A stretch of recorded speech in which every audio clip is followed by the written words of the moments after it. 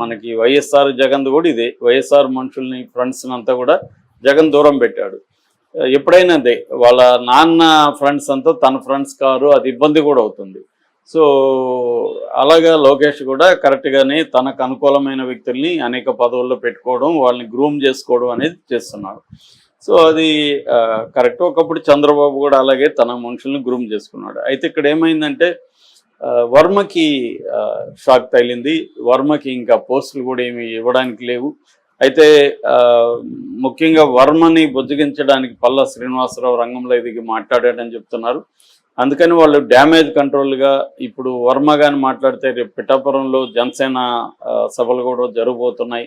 ఈ టైంలో ఈయన రెబల్గా మారి ఏదైనా మాట్లాడితే ఇబ్బంది అవుతుంది పవన్ కళ్యాణ్కి అని చెప్పి, ఎందుకంటే పిఠాపురం ఇంకా పర్మనెంట్గా పవన్ కళ్యాణ్ తీసుకుంటాడు. చంద్రబాబు కుప్పం, జగన్ పులివెందల, లోకేష్కి మంగళగిరి, బాలకృష్ణకి హిందూపురం, అలాగా పవన్ కళ్యాణ్కి కూడా పిఠాపురం అనేది కంపల్సరీగా ఒకటైతే ఉంటుంది. ఇంకేదన్నా పెట్టుకుంటా లేకపోతే తెలియదు. అందువల్ల పిఠాపురంలో వర్మని బలపరిస్తే రేపు మనకి ఇబ్బంది అని పవన్ కళ్యాణ్ అనుకొని వర్మకి ఏ పోస్టు రానియకుండా చూశాడనేది ఇప్పుడు కథనం అనమాట. ఎందుకంటే అక్కడ వర్మ బలపడితే పవన్ కళ్యాణ్కి రేపు ఇబ్బంది, ఇతను రెబల్గా కూడా మారచ్చు. అందుకని వర్మని వీక్ చేసేయాలి. వర్మని వీక్ చేయాలంటే అతనికి ఏ రకమైన పదవులు ఇకపోతే అతను వీక్ అయిపోతాడు అనేది పవన్ కళ్యాణ్ స్ట్రాటజీగా చెప్తున్నారు. దీంట్లో వర్మ అయితే ఖచ్చితంగా బలయ్యాడు. కానీ ఇప్పుడు వర్మకి వేరే మార్గం లేదు. పైగా జనసేన తెలివిగా ఏం చేస్తున్నారంటే పెన్నెం దొరబాబును ఆల్రెడీ జనసేనలోకి తీసుకున్నారు. ఇప్పుడు వంగ గీత కూడా జనసేనలోకి వస్తుందని చెప్తున్నారు.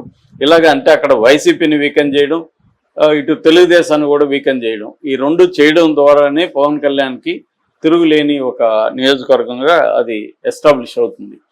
సో ఇది పవన్ కళ్యాణ్ స్ట్రాటజీ. ఈ స్ట్రాటజీలో ఖచ్చితంగా వర్మ బలైనట్టు కనిపిస్తుంది. వర్మకి వేరే మార్గం లేదు అప్పుడు. అందుకని వర్మ కూడా కసి తీర్చుకోవడానికి తాను ఈసారి ఒంటరిగా పోటీ చేస్తే ఇబ్బంది కాబట్టి వైసీపీలోకి వెళ్ళగలిగితే తనకు సింపతి ఉంటుంది, తను త్యాగం చేశానని, ప్లస్ తనకు ప్రజల్లో ఆల్రెడీ ఒక మంచి పేరు ఉంది కాబట్టి నెక్స్ట్ టైము పవన్ కళ్యాణ్ ఓడించడమే ధ్యేయంగా వర్మ రంగంలో దిగే అవకాశం ఉంది. అయితే వర్మ మాత్రం ఇదంతా లేదు, ఇవన్నీ సహజమే, నాకు ప్రజలకు సేవ చేసే అవకాశం వచ్చింది, అదే గొప్ప పదవి అని మాట్లాడుతున్నాడు. ఇవన్నీ మనకు తెలుసు. రాజకీయ నాయకులు ప్రజలకు సేవ చేసే అవకాశాన్ని గురించి మాట్లాడుతున్నారంటేనే దేర్ ఈజ్ సంథింగ్ రాంగ్ అని అర్థం. సో వర్మ మరి వైసీపీలోకి వస్తాడా రాడా తెలియదు, కానీ ఖచ్చితంగా రెబల్గా మారే అవకాశం ఉంది. కాకపోతే టైం తీసుకుని ఇది అయ్యే అవకాశం ఉంది. ఎందుకంటే ఇప్పటికిప్పుడు వైసీపీలోకి వెళ్తే అతనికి ఇబ్బంది కలగచ్చు. అతను ఇంకొన్ని సంఘటనలు చూసుకొని ఏదో ఒక ఇన్సిడెంట్లో, ఎందుకంటే ఇప్పుడు పదవి రాలేదని వెళ్ళడం కంటే కూడా ఏదన్నా తనకు అవమానం ఇంకోటి జరిగినప్పుడు ఆ సంఘటన బేస్ చేసుకొని అప్పుడు వెళ్ళే అవకాశాలు ఉన్నాయనేది వాళ్ళ అనుచరులు చెప్తున్నారు.